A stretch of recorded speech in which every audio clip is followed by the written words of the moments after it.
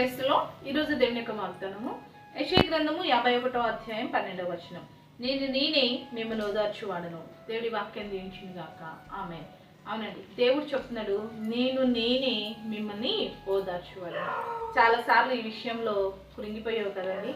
నన్ను ఓదార్చువారు ఎవరు లేరు, నన్ను అర్థం చేసుకున్న వాళ్ళు ఎవరు లేరు, నేను పడుతున్న శ్రమ, నేను పడుతున్న కష్టము, నాకు విలువ లేకుండా నన్ను ఓదార్చువారనే వాళ్ళు లేకుండా పోయారని నీలో నువ్వే అనేక సార్లు కృంగిపోయి కుమిలిపోతూ ఉన్నావు కదా.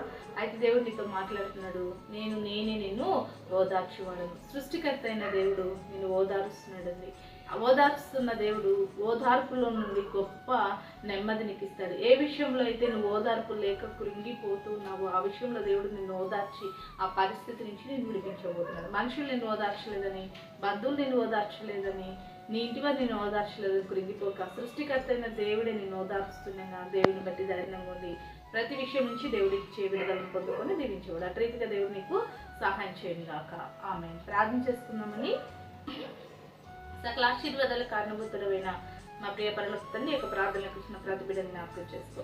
ఎవరో ఓదార్చలేదని బిడ్డలు కృంగిపోయేవారుగా కాక నీవు వారిని ఓదార్చే దేవుడుగా ఉన్నావని నిన్ను బట్టి ధైర్యంగా ఉండి ప్రతి శ్రమలో ఓదార్పు నీ ద్వారా పొందుకున్నట్టుకు సహాయం చేయమని యేసు నామములో ప్రార్థిస్తున్నాం తండ్రి. ఆమేన్.